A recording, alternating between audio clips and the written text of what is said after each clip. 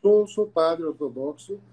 Agora, a dificuldade das pessoas entenderem, primeiro é porque a Igreja Ortodoxa ela é uma igreja pequena, desconhecida no Brasil, é uma igreja que chegou no período das colônias, quando os imigrantes sírios, libaneses, armênios chegaram no Brasil. E é uma igreja que ficou assim um tanto restrita aos seus colonos, né?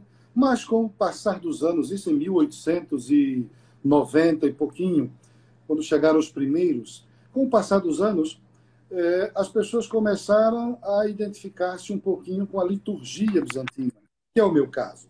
Eu era um cidadão cristão da Igreja Católica Apostólica Romana.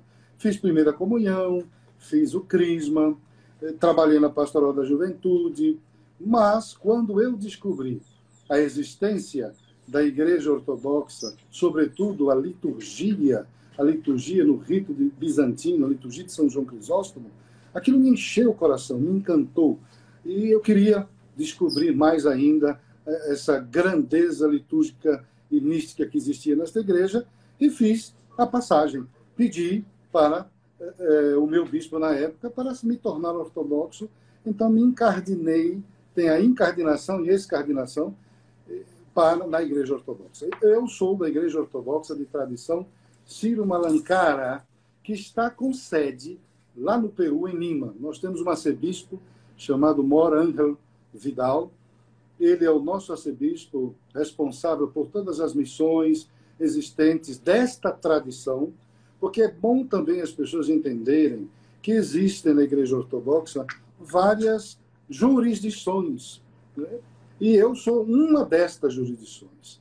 E aí colocam tudo no mesmo saco e aí falam, desinformam as pessoas, né? Falta, Leda, catequese. Tanto para jornalista quanto para qualquer um outro cidadão comum, falta a catequese, o desconhecimento. E pela falta do conhecimento sobre aquele assunto, lançam-se como se pudessem falar de algo que não conhecem e falam qualquer coisa. E aí tentam atrapalhar a vida dos outros, né? Mentindo, caluniando, defamando, criticando, falácias e falácias. Eu agora estou tendo que provar que sou padre. É a mesma coisa de um cara que está dito morto e é vivo e tem que provar para o Estado que ele está vivo. Então, é um absurdo isso. Mas essa visibilidade que a sua candidatura lhe deu também trouxe essas acusações, né, digamos assim. Não são acusações, porque eu não cometi nenhum erro. Que antes o senhor não era questionado sobre isso, era? Não, né? Não, porque era desconhecido. Porque as pessoas também não conhecem a Igreja Ortodoxa. Por outro lado, é bom que as pessoas, mesmo me criticando, mesmo me caluniando, eu acabei de receber, nesse instante, um WhatsApp com as pessoas me xingando, sabe? Me xingando, me chamando de falso, de mentiroso. Isso são coisas... dói no coração da gente, porque eu sei que sou, e agora eu tenho que provar que sou, e tudo isso por causa de alguns jornalistas desinformados que não têm a informação certeira, talvez até pagos por pessoas que estão incomodadas pelo que eu estou falando, começaram a disseminar essas ideias errôneas e mentirosas, e agora eu virei o alvo. Mas tudo bem, Jesus sofreu mais, né? Faz parte desse sofrimento. Faz parte do cristianismo e da luta pela verdade. Da luta. O senhor entrou na política recentemente ou o senhor já era da política? Olha, tudo é política. Você sabe mais do que viver é política, né? Viver é política. Então, estar num partido político, essa é a minha primeira atuação, né? E eu não entrei no partido PTB porque eu quis ser político, carreirista. Não foi assim. Foi apenas fruto do meu ofício como sacerdote. Eu vou lhe explicar. Se eu tiver tempo, eu vou lhe explicar. Eu estava na Ilha de Maré, um belo dia, ali mariscando com umas pessoas, e me liga uma pessoa, um amigo lá da Bahia, me liga: padre, olha, este amigo já me falava desta outra pessoa. E aí ele me ligou, sabia que era sacerdote, e disse: eu preciso que o senhor faça um vídeo, uma oração, eu vou mandar para Roberto Jefferson. Ele está doente, ele não está muito bem. Eu nunca tive contato com Roberto Jefferson. Eu sou pela televisão como qualquer cidadão comum. E eu disse, tá bom, vou fazer. Fiz uma oração, até mostrei para ele as imagens, olha aqui esse lugar lindo, que eu sabia que ele estava doente, para ver se ajudava, vendo a praia, os pássaros. Olha este lugar aqui maravilhoso, senhor Roberto Jefferson. Deus te abençoe. Eu comecei a fazer uma oração para ele e enviei o áudio, a imagem, o vídeo para este amigo. Este amigo passou para ele.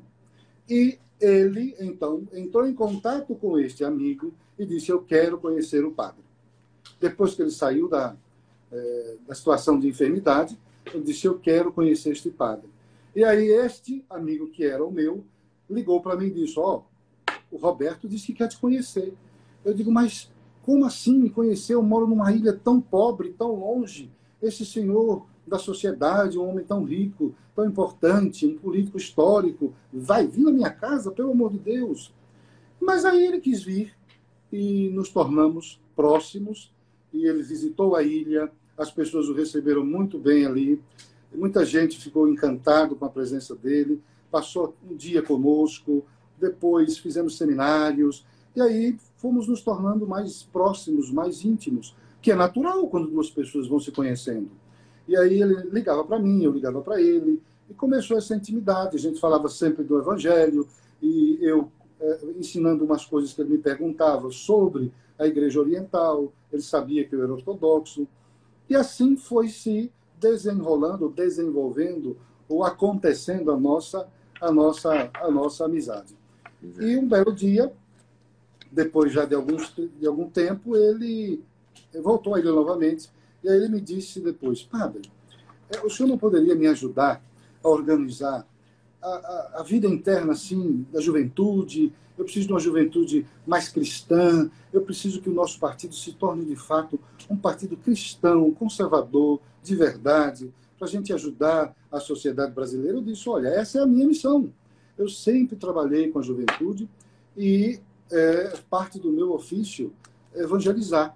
Então, eu penso que isso pode ser algo providencial para que também um sacerdote faça uma pastoral na política. E aí eu conversei com o meu arcebispo em Lima, ele reside lá, expliquei o que estava acontecendo e disse, olha, eu quero começar uma pastoral na política em um partido chamado PTB.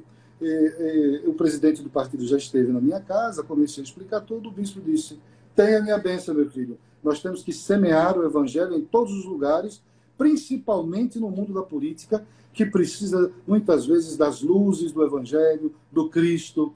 São homens que decidem a vida do povo. Então, é bom ter um padre ali, às vezes, para rezar, orientar e até levar para eles aquilo que falta no dia a dia da política, como, às vezes, falta valores, falta princípios. E um sacerdote, a gente se esforça todo dia para viver isto. Então, nós temos que educar com as palavras, mas, sobretudo, com a vida.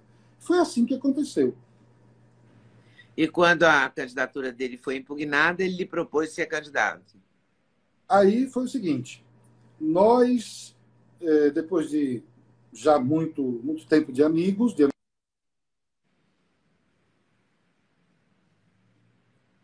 Ai, travou.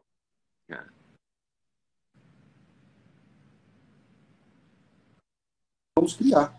Como é que podemos fazer isso? E aí nós conversávamos na madrugada. Eu acordo muito cedo, 4h30 da manhã, ele também. E era um horário muito bom para a gente conversar e tentar desenvolver ou criar este movimento. E assim nasceu o MCC. Depois ele foi à ilha, nós conversamos sobre isso. Ele falou lá na ilha palavras assim que me deixou um pouco emocionado. E a partir daí nasce o movimento cristão conservador.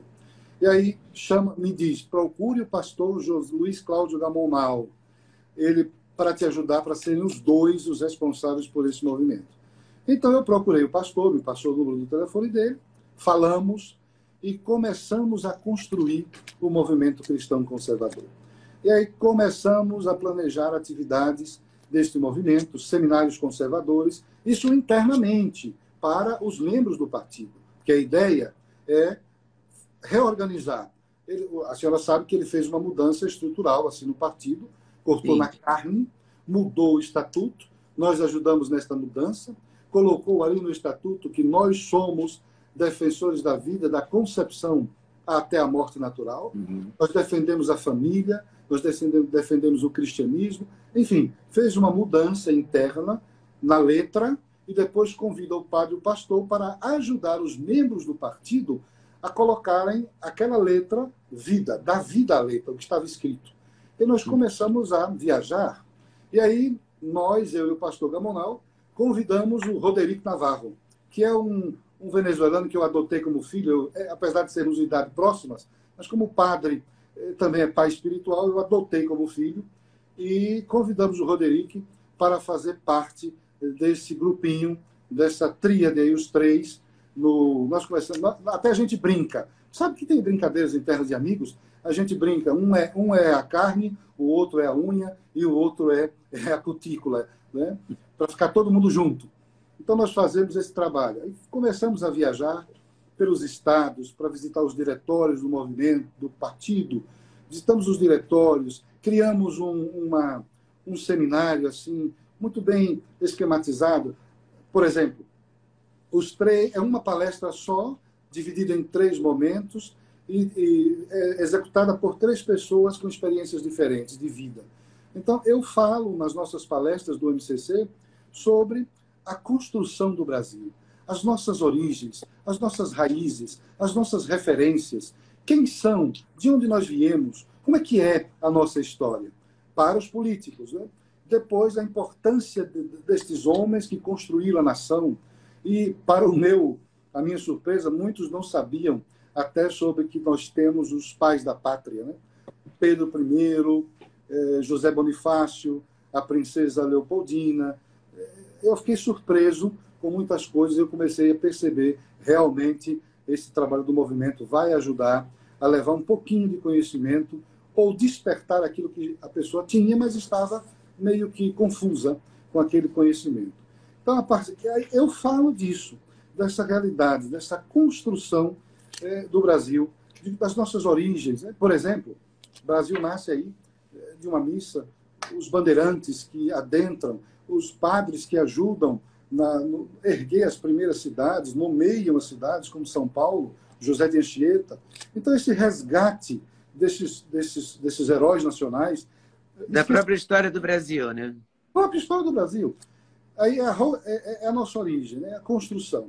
Gostou do corte que você acabou de ver? Vale a pena conferir com certeza, né? Então vai conferir muitos outros cortes no canal de cortes Leda Nagli. É claro que a entrevista completa você vai conferir no YouTube Leda Nagli, canal Leda Nagli do YouTube. Você não pode perder de jeito nenhum. Valeu, tô te esperando, hein? Vem nessa!